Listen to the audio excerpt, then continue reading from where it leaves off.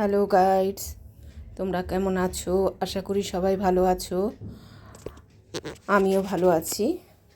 আজকে তোমাদের আমি পনিরের রেসিপি করে দেখাচ্ছি। আলু দিয়ে পনিরের ডালনা। দেখো, এখানে 1 কেজি আমি পনির নিয়েছি। ঘরে লোকজন আসবে, তাই জন্য 1 কিলো নেওয়া হয়েছে, আর আমরা সবাই খাবো। দেখো, তোমরা দেখতে থাকো। পনিরটা আমি ভালো জলে ধুয়ে নিয়েছি রুম টেম্পারেচারে। তারপরে কেটে নিয়েছি। এবার আলুগুলোও কেটে নিয়েছি। এবারে আমি একে একে পনিরগুলো ভেজে নেব। অনেকগুলো পনির তো, মানে 2-3বারে আমাকে ভাজতে হয়েছে। দেখো, তেলটা গরম হয়ে যাওয়াতে আমি পনিরগুলো দিয়ে দিয়েছি।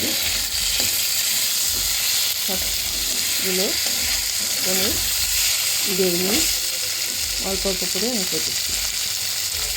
বেশি ভাজবো না, হালকা লাল করবো। বেশি ভাজলে ফুটে হয়ে যায়, খেতে টেস্ট হয় না। এটা কিছুটা তুলে নেব। দেখতে থাকো, সঙ্গে থাকো। দেখো, কিছুটা তুলে নিচ্ছি। এটা ভাজা হয়ে গেছে। পনির খেতে কে কে ভালোবাসো আমাকে কমেন্টে জানিও। আর এইভাবে নিরামিষ পনির, সম্পূর্ণ নিরামিষ পনির তোমরা কে কে ভালোবাসো আমাকে কমেন্টে জানিও। আর রেসিপিটা তোমাদের যদি ভালো লাগে তবে লাইক, কমেন্ট, শেয়ার করো। আর যারা নতুন দেখে ভালো লাগলো এই রেসিপিটা, তারা একটু সাবস্ক্রাইব করে আমার পাশে থেকো। আর বেল আইকনটা প্রেস করে রেখো, যাতে নতুন নতুন রেসিপি দিলে পরে তোমাদের কাছে আগেই পৌঁছে যায়। আবার কিছুটা দিয়ে দিলাম পনির। দেখো, সেটাও হালকা করে ভেজে নিলাম। খুব বেশি ভাজলে, লাল করে ভাজলে টেস্ট লাগে না। রেসিপি এই পনিরে অনেক কিছু করা যায়। পনির দিয়ে অনেক রকম রান্না করা যায়। আবার কড়াতে তেল দিলাম, দিয়ে আবার কিছুটা ভেজে নেব।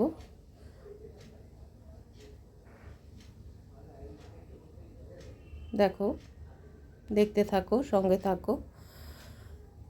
পনিরের রোল হয়, পনিরের অনেক কিছু হয়।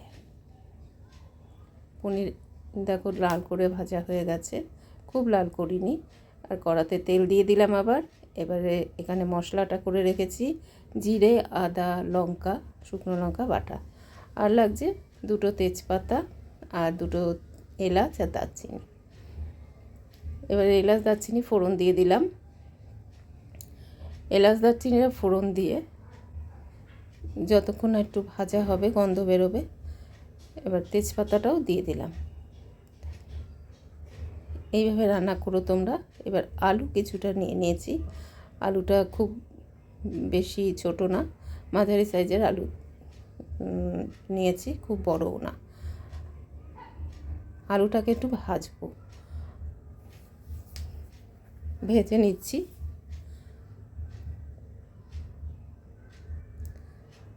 পনির আমার বাড়ির সবাই ভালোবাসে। আমার ছেলে খুব একটা পনির ভালোবাসে না, কিন্তু আমাদের বাড়ি আমার শাশুড়ি মা নিরামিষ খান, উনি পনিরটা ভালোবাসেন। আর আমার ভীষণ ভালো লাগে পনির। এবারে মশলা দিয়ে দেব। বেশি মশলা দেব না, যতটা বেটেছি অতটা দেব না আমি, কেননা এর মধ্যে লাল শুকনো লঙ্কা আছে,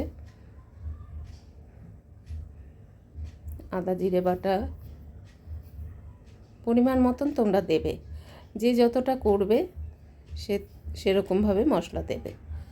আমি 1 কেজি যেহেতু করছি, তাতে আর একটু ঝোল করব, সেহেতু মশলাটা আমি বুঝেই দিয়েছি।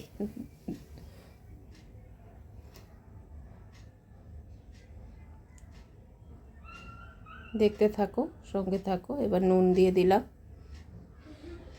হলুদ দিয়ে দিলাম, একে একে সব কিছুই দিয়ে দিলাম। এবার সামান্য চিনি দিয়ে দেব। নিরামিষ রান্নায় একটু মিষ্টি না দিলে ভালো লাগে না। সবাই হয়তো মিষ্টি খাও না, কিন্তু আমি একটু মিষ্টি দিই। আর টমেটোটা দিয়ে দিলাম। এবার ভালো করে কষাবো।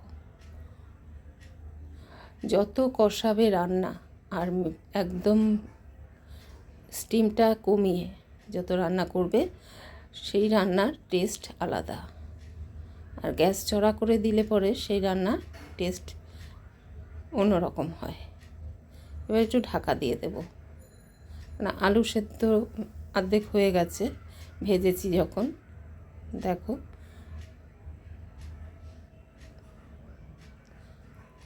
দেখতে থাকো, সঙ্গে থাকো, প্লিজ কেউ স্কিপ করে দেখো না।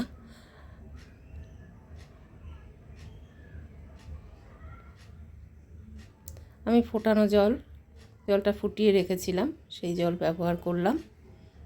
এবার পনিরটাও দিয়ে দেবো আস্তে আস্তে, এটা ফুটে উঠেছে। এবার পনির দিয়ে দিলাম। আমি কিন্তু অনেকক্ষণ ধরে কষিয়েছি, সবটা দেখালে পরে অনেক বড় হয়ে যাবে,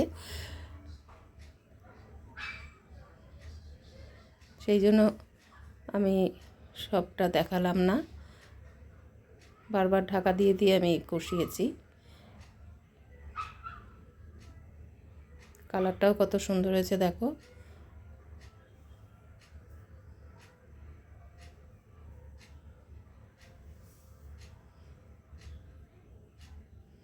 এইভাবে তোমরা রান্না করবে ঘরে। যারা নিরামিষ খান তাদের খুব ভালো লাগবে।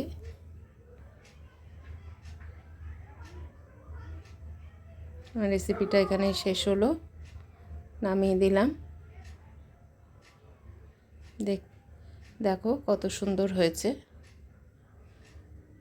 পনির অনেক রকমভাবে করা যায়, পেঁয়াজ রসুন দিয়েও করা যায়, চিলি পনিরও করা যায়, আবার নিরামিষও খাওয়া যায়। নিরামিষটাই যারা মাছ মাংস খায় না তাদের পক্ষে ভালো। তোমরা ভালো থেকো, সুস্থ থেকো, এখানেই শেষ।